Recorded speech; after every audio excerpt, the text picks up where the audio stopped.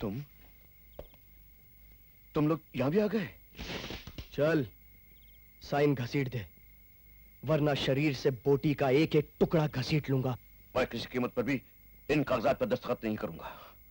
शांति भाई, साइन कर दो, वरना पूरे शरीर में अशांति फैला दूंगा। चाहे कुछ भी हो जाए, मैं किसी कीमत पर भी इस बस्ती को तुम लोगों के हवाले नहीं करूंगा। शांति।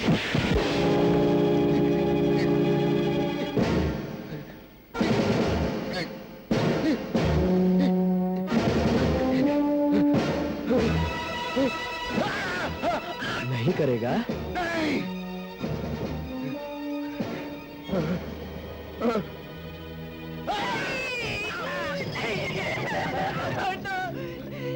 छोड़ दो मेरे पति को, छोड़ दो, भगवान के लिए छोड़ दो, छोड़ दीजिए।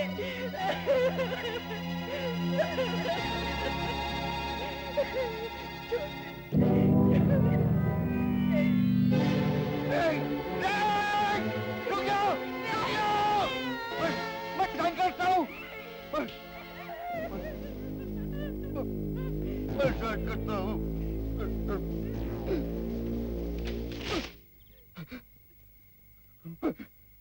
मैं साइन करता हूँ। ठहरो, एक साइन मैं भी करूंगा बाबा लोग,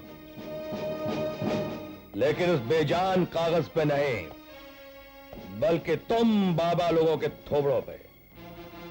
और ऐसा साइन करूंगा कि आज के बाद जब भी आईना देखने की जरूरत करोगे तो सिर्फ साइन ही साइन नजर आएगा, थोबड़ा नजर नहीं आएगा।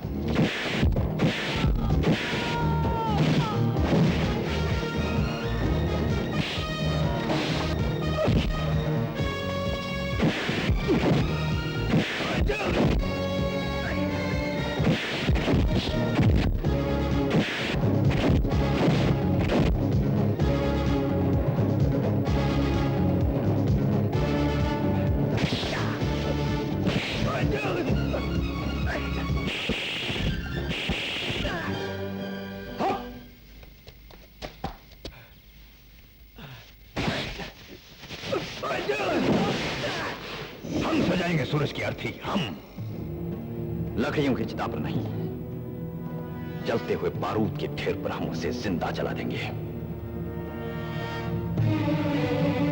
अपनी औलाद के इस खून की कसम, सूरज के खून के एक कतरे को जलाकर राख कर देंगे। आरती को बुलाओ।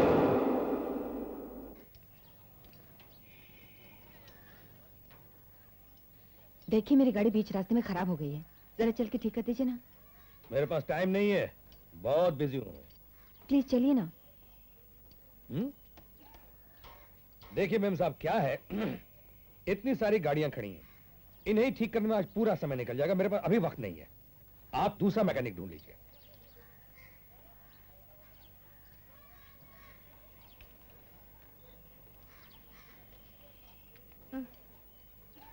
नमस्ते माँ जी। अरे बेटी, तू ठीक है ना? हाँ, मेरी गाड़ी रास्ते में खराब हो गई है। इनके पास ठीक करने का वक्त ही नहीं है। वक्त नहीं है? तू आ तो मेरे साथ। सूरज। हाँ माँ, खाना ले आई? अरे ये वही तो है, उस दिन जिसने मेरी जान बचाई थी।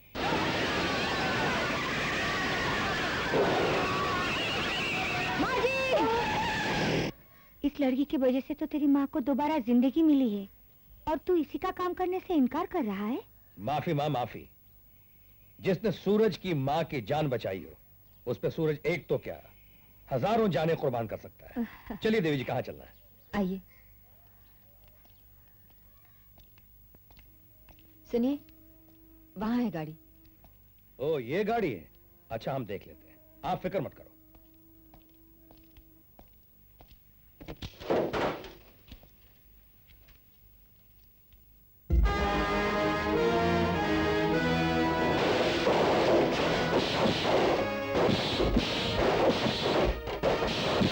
तुम गाड़ी स्टार्ट करो।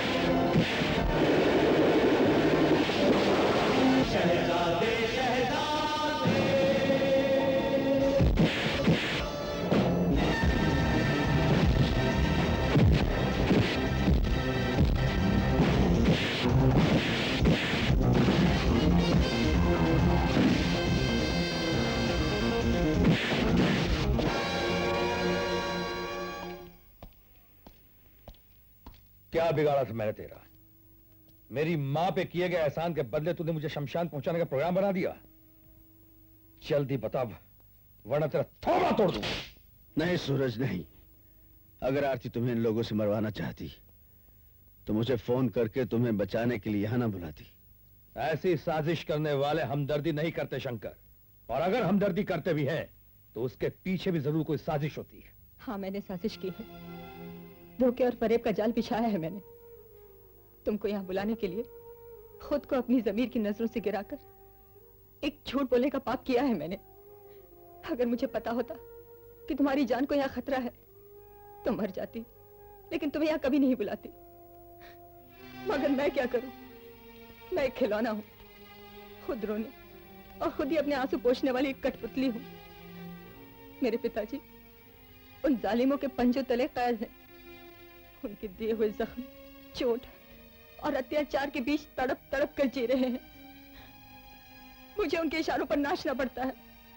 अगर मैं उनका कहा नहीं मानती तो वो मेरे पिताजी को मार डालेंगे, मार डालेंगे उन्हें। आरती, मुझे तुम्हारे हर लफ्ज पर यकीन है। मैं तुम्हारे पिताजी को रिहा करवाने के लिए हर मुमकिन कोशिश करूंगा। अगर ऐसी बात है तो सूरज भी तुम्हारे साथ है। सूरज को जुल्म से पैदाइशी नफरत है। अगर मुझे आप लोगों के बाजों की ताकत मिल जाए तो चुन का लोहा चाहे कितना भी मजबूत क्यों ना हो, हम उसे बर्फ की तरह पिघला देंगे।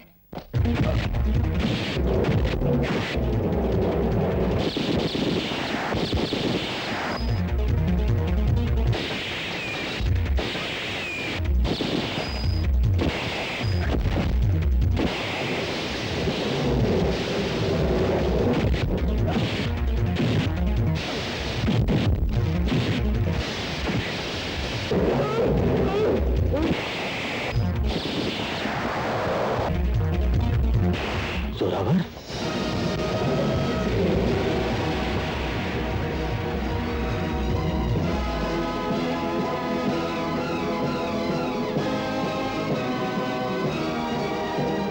जोरावर के बारे में क्या जानते हो?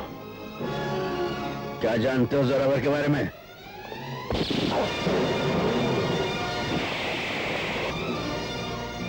क्या जानते हो जोरावर के बारे में? मैं पूछता हूं, जोरावर के बारे में क्या जानते हो?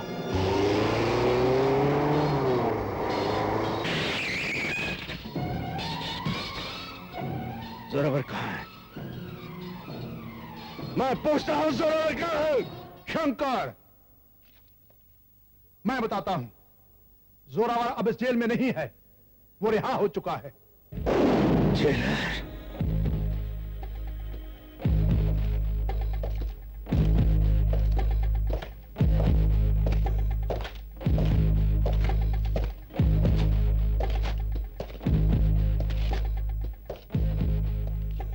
वाह जेलर साहब, बेटा कहते रहे और बाप बनकर इतना बड़ा विश्वासघात किया अपने बेटे के साथ। आपने जोरावर को अपनी जेल में कैद नहीं कर रखा था, बल्कि उसकी जान मुझसे बचाने के लिए उसे पनाह दे रखी थी अपनी जेल में। आज उसकी रिहाई को एक राज बनाकर आपने अपने आप को मेरी नजर में बहुत बड़ा मुजरिम बना लिया है।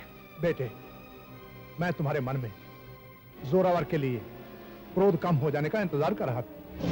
ये क्रोध अब ज्वालामुखी बन चुका है जेलर, जिसके दहकते हुए लावे में जोरावर की लाश बहती हुई नजर आएगी।